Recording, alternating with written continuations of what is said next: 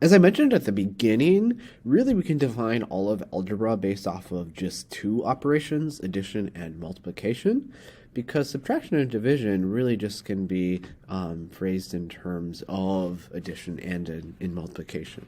So when we think of subtraction, like if you think of a subtraction problem, we'll just think of an example like 3 minus 7, right?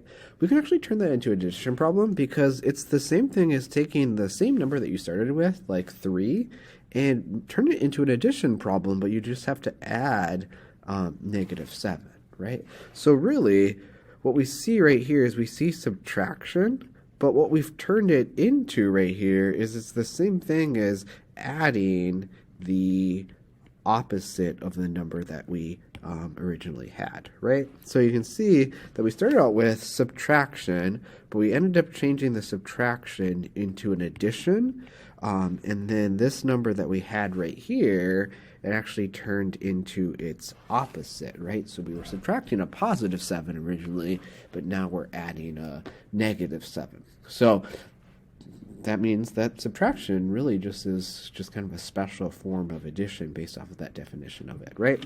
So I really want to drive home the fact that the definition of subtraction is to add the opposite.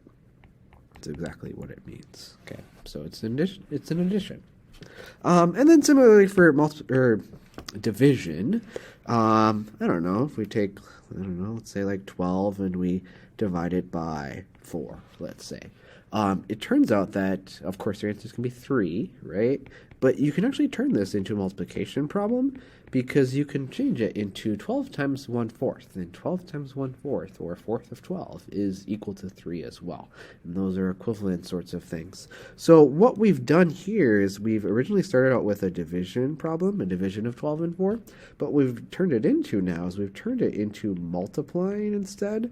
But then the number this time is 1/4, which when we relate it to 4 is the reciprocal.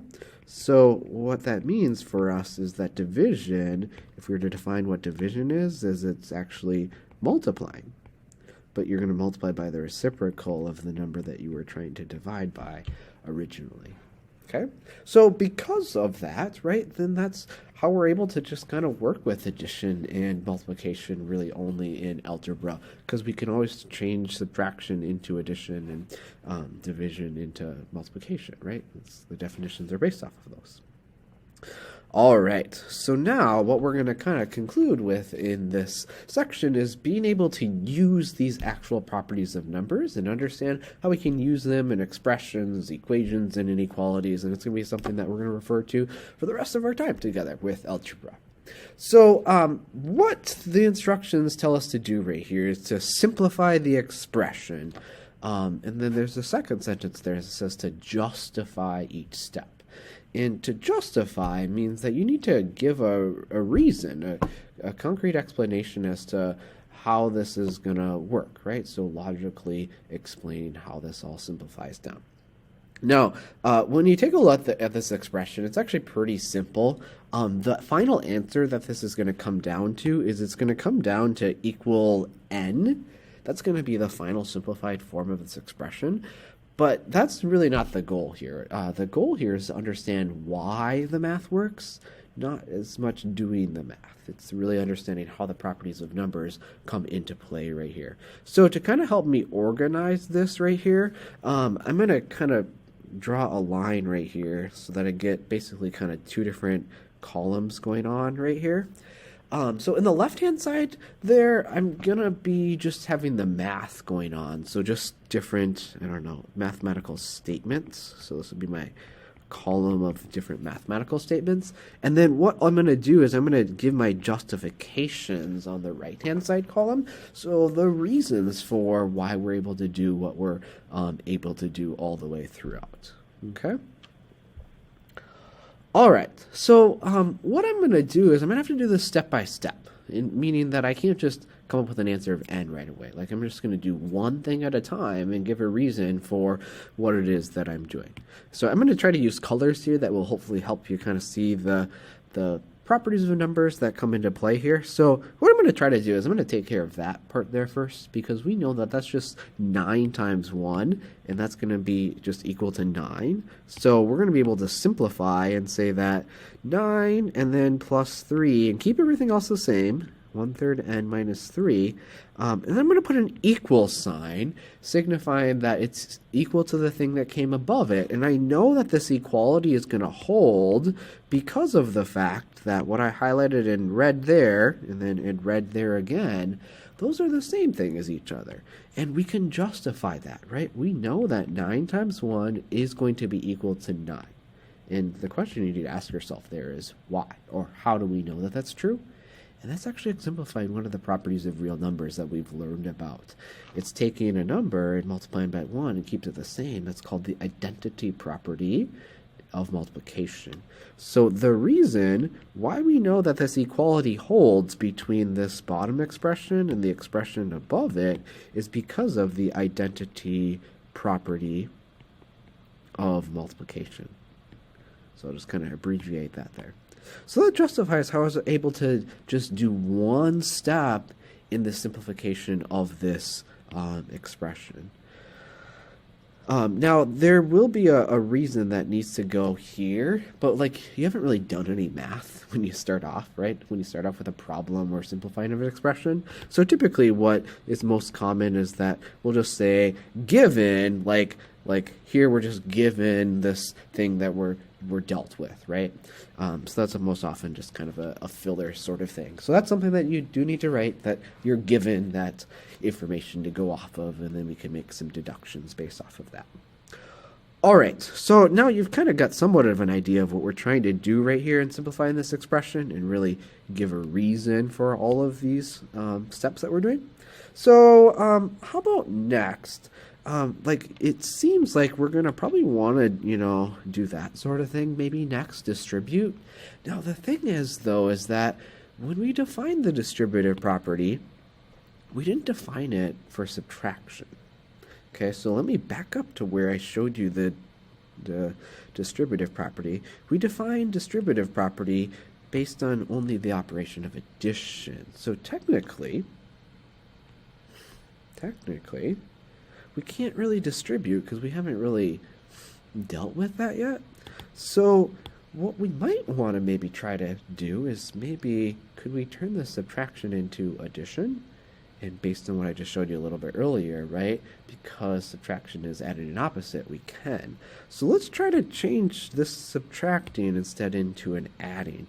So that means that we're going to have equality hold and keep the 9 the same plus 3. And what we're going to try to change is now, instead of making this subtracting a positive 3, we're going to change it into adding, right? Because subtracting is the same thing as adding the opposite, which is adding a negative 3. Okay, just kind of put parentheses around that negative 3 to emphasize that that's the negative number 3, or the negative number negative 3. All right, so what happened there, and I'll just kind of highlight, so I don't know, let's use yellow, is subtracting changed into adding an opposite.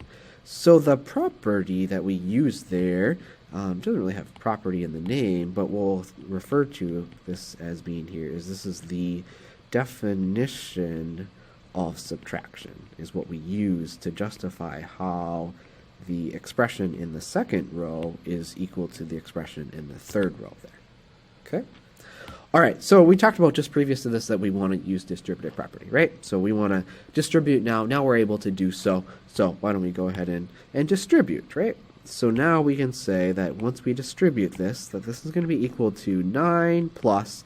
Now, I'm just going to write it this way, because technically the distributive property just says that I should be able to take 3 times 1/3 n, and then plus 3 times negative 3, and not get the answers to those things quite yet. We'll do that multiplication in a little while, and then we'll do this multiplication in a little while as well.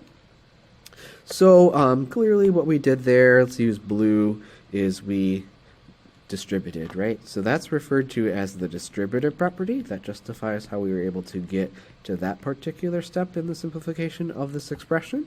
Remember, the distributive property is not a property of addition nor of multiplication exclusively. It's just property, right? Okay, so now what we're going to, probably want to try to do here is, I don't know, multiply the 3 times 1/3 n, or the 3 times the negative 3, that sort of thing, right? So why don't we go for, I don't know, maybe the 3 times the 1/3 n, right? So let's try to deal with this here in the orange. So it seems like that you should be able to just do 3 times a third, which would equal 1. But if the 3 is not in the same grouping, the same parentheses with the 1/3, you can't really do that. So what we could maybe do is, if I've got 3 different numbers right there timesing, we know that we can change the grouping symbols with multiplying, right? In other words, we can say that I can have 3 times 1/3 instead be grouped together and then times with n. That's the same thing, right? So what I have highlighted in the 2 orange bubbles, those are the same things as each other, right? And we're able to justify that because when you change the grouping symbols when you're multiplying 3 elements together, that's demonstrating the associativity of multiplication, right? So what we're dealing with right there is we're dealing with the associative property of multiplication. And now that you've got the 3 times the 1/3 there in the same grouping, now we can go ahead and multiply the 3 times the 1/3. And that's what we're going to try to do next. Now, 3 times 1/3 is going to give you an answer of 1. And I'm going to write that as 1n. And then keep everything else the same.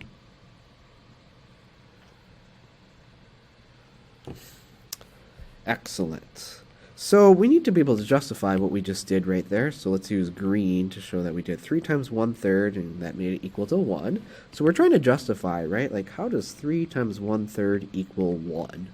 One way that would be very general would be to say, well, I took a number, times with a number, I got a number answer. That's called closure. Okay, that's the first property I introduced to you all. But we can get more specific because when you take 3 times 1/3, they're reciprocals, and so they're kind of canceling each other out. And this would be exemplifying an inverse property, and specifically the inverse property of multiplication there to give you the 1. Now I actually want to do, I guess, even more with this, so I'll use this purple color. 1 times n is the same thing as n, isn't it? So I'm just going to write that as just n, and we're changing that to say, okay, well, if I do 1 times n, and then equals n, that's just identity property, right? So we are using the identity property of multiplication to go from 1 times n to make that equal to n, right? Excellent. All right, so now we probably want to maybe do the 3 times negative 3, right? That seems like something logical that we want to do next. So I'll use this pink color right here. So 3 times negative 3, we know the answer to that is going to give us a negative 9, right? All right, so how do we justify knowing that 3 times negative 3 is going to equal negative 9? Well, there's nothing really actually super special about that because 3 times negative 3, they aren't canceling each other out.